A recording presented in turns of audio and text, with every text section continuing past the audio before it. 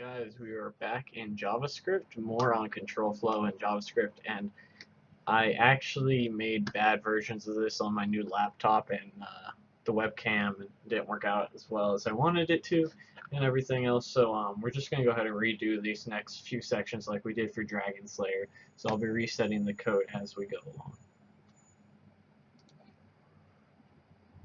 along. Alright. Write an if-else statement inside the isEven function. It should return true if the number it receives is evenly divisible by true, else return false. So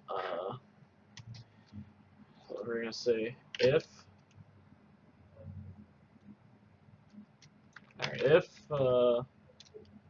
is even modulo 2 is equal to 0, return true, else return false.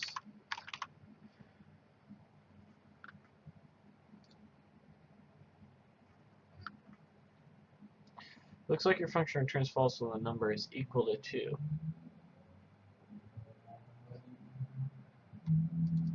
Oh, excuse me. That should be good. So we needed the number. I don't know why I put is even. So if our number modulo 2, meaning it has no remainder when divided by an even number, the even number 2, it's even, else false. So there's only, you don't need to really write out two if statements because it's already, it's one or the other. Add an else-if branch to your existing if-else statement. If the number put into the function is not a number at all, instead of return true or return false, then it should return a string that tells the user that their input. Alright, so we have if, else, we have if, actually let's look at the hint, because if, else, if, then else. Alright, so just want to make sure I do these in the correct order. So else if, and it looks like isNan is gonna tell us if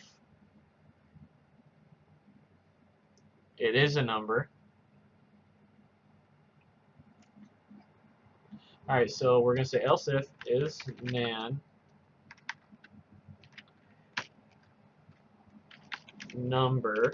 So we're gonna say isNan a number, and we're say is not equal to true.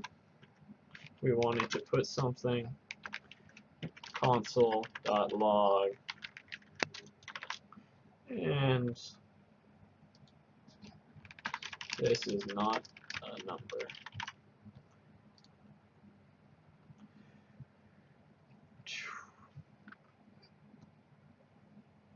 Alright, so what did we do wrong here?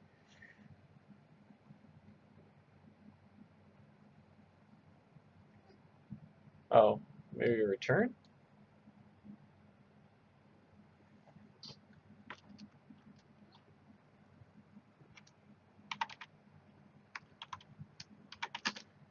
And instead of return true.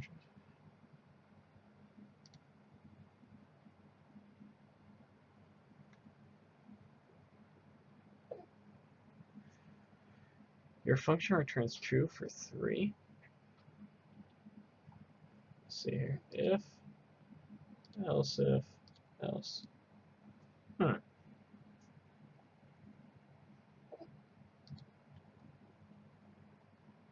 Oh, I think this is supposed to be equal to true. isNan is not a number, not that it is a number.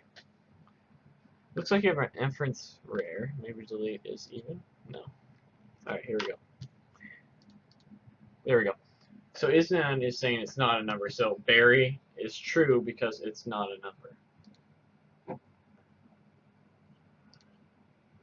Alright, create a for or a while loop in that order. So for, and we'll say, I forget if we have to put int I like in Java. No, it's var I. Okay, so for var I equal to 0, I, this is less than, we'll just say 5, I plus plus, and we want to console.log the word JavaScript. So that should print, no way.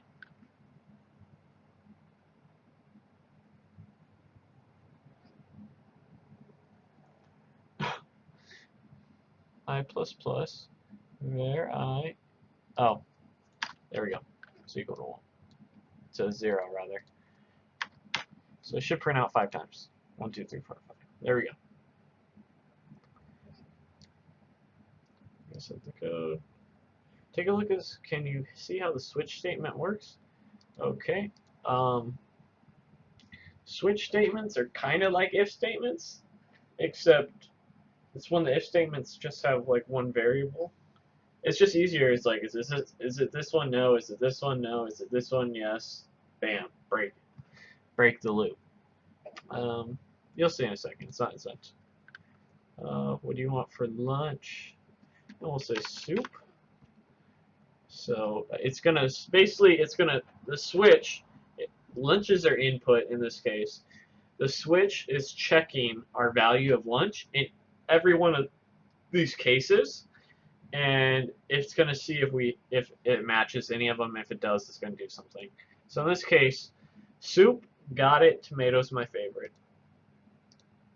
So let's go ahead and on our switch statement needs a case for, let's see here, for yellow. Our switch statement needs a case for yellow. Add it in and make it log a string of your choice to the console. It should be different from the default string. Alright, so we're going to say case yellow, was it? Yeah, yellow. And then we want to, you always want to break your switch more than likely. For like memory purposes and so that it doesn't queue anything else and a few other things. I don't know why. I think you could probably do it without it, but I think for memory purposes you're supposed to break it.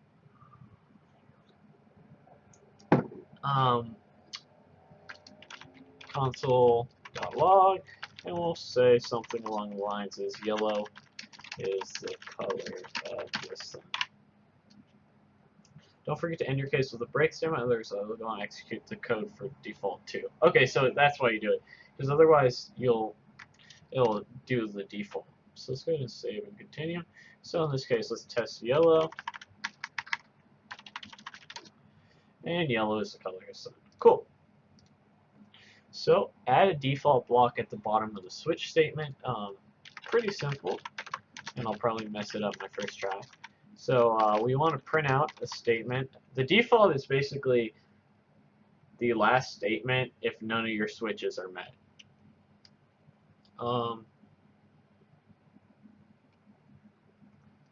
Okay, what do we want to do? The default will be I love all candy and can't choose. And I believe you can break here, but you don't need to. I think it's the standard. So we'll just type your favorite candy here, and then we'll get our last choice. I love all candy and can't choose because we didn't get licorice, gum, or beets. So alright, we're given the empty skeleton with switch statement. Complete the existing case, then add at least one additional case into default. Add your question here. Let's see, let's think of a good question. Let's do League of Legends. I just rage quit a game. Who is your favorite LOL champion? And then our answer will go into our switch statement, and we'll put here, let's see, who are my favorites? Garen. I like Garen. I don't play him too much because he's kind of weak right now. Spin to win. break, and then it wants us to add one more case. Who else is pretty OP?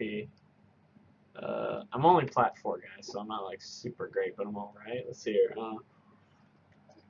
Dunkmaster Darius, and then console.log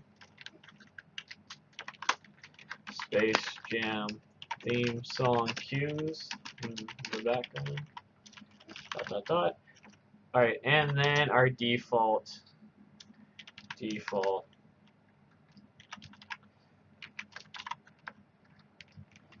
And we'll say something. Oh, don't forget to break it.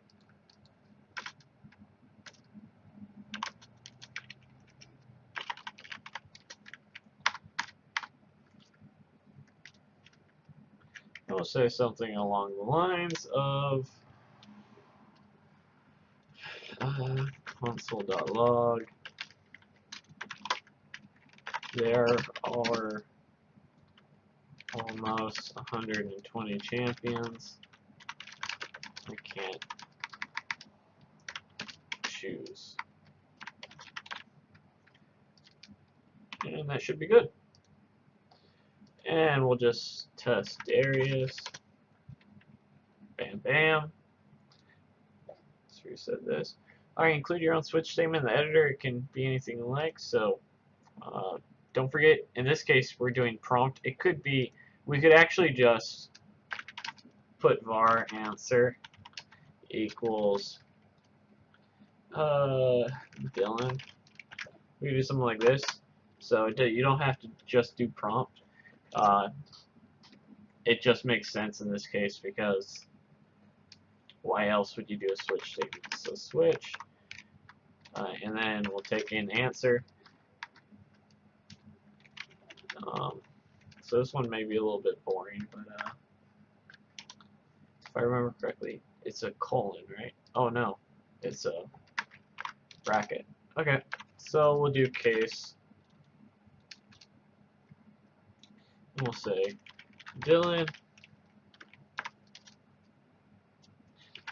console.log my first name,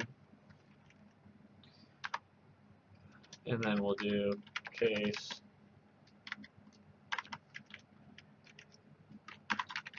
pizza poker guy. Don't forget to break it either, or else it will run the default. Console.log my YouTube. It's actually my gamer tag, the gamer name. That's where it originates from. Break, and then our final case, and we'll say Christopher console.log my middle name, call me Christ for short. A little joke. Might offend some people though. Break, and then default console.log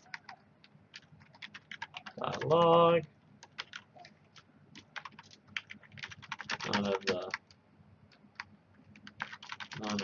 above are here.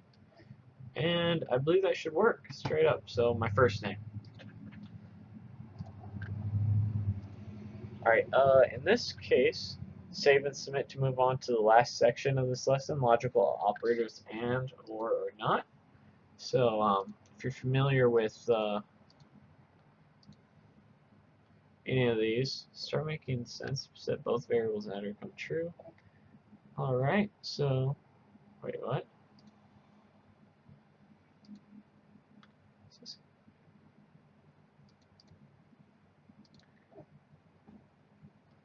I'm going to refresh this page. I think I may have messed it up real quick. Alright.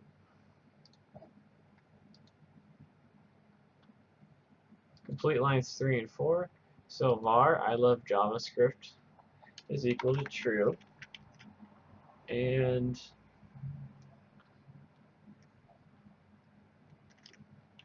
This is also equal to true. So we'll set both these equal to true. So it wants us to set both variables in the editor to true and hit save to see what in the code happens. So it prints out, awesome, let's keep learning in this case.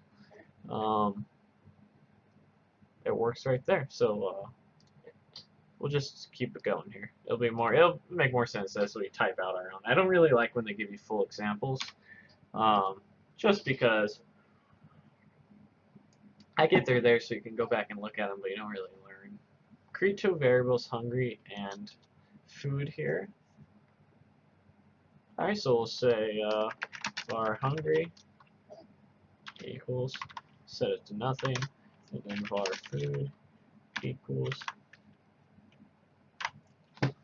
oh, and set them both equal to true. So we'll say true and true.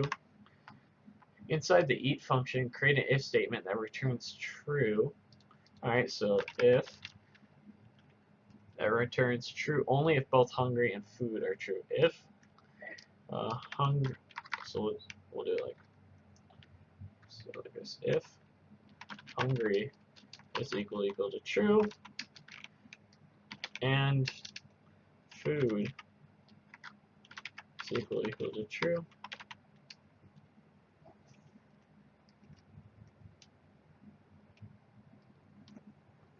oh, food here.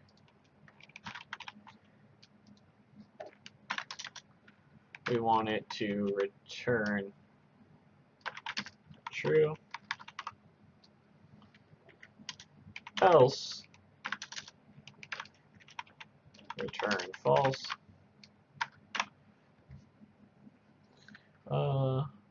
Function eat should take no input, and hungry and food should be globals. Okay, so that should be good to go.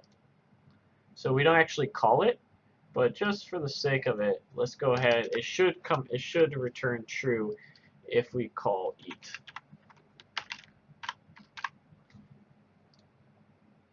Food is not defined. Oh, there we go. So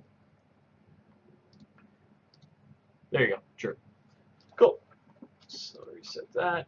Alright, so create two variables, tired and bored. So var tired, and set one equal to true. So we'll set tired equal to true, and we'll set var bored equal to false. And then inside the nap function, so we'll call our nap function, create an if statement that returns true. So we'll say if either tired or bored or both are true or false. Alright, so we'll say if tired or, so we'll do it like this. If tired is equal to true or bored is equal to true. So only one of them has to be true. We know bored is equal to false. So this should return true because tired is true. So if tired is equal to true or bored, return true, else return false. And let's call it, so we'll make sure. We saw earlier that our code, we named our variable wrong. So there it goes, it returns true. So declare a variable called programming and set it to false. Alright, so var programming is equal to false. And then run an if else statement inside happy so that happy returns true. So if, so if programming is equal to false,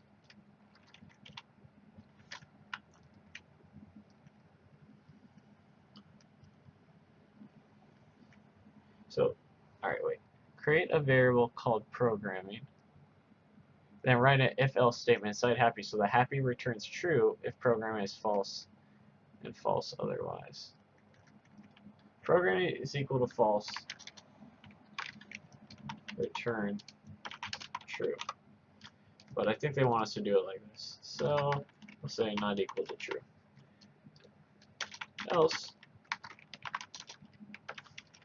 return false. The not equal is, doesn't really matter how you do it. But bam, that's pretty much it. So those are basically just operators of switch statements. To be honest with you, I don't use switch statements too much. I don't know why. Um, they're very useful, but everyone will find their own way in programming. There's a million ways to do it. And until your boss tells you otherwise, you can do it however you want.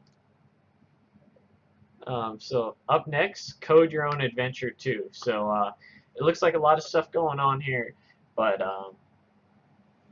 it's just a lot. It's another like text-based scroller. It's kind of cool. I mean, it gives a little input and output at the same time.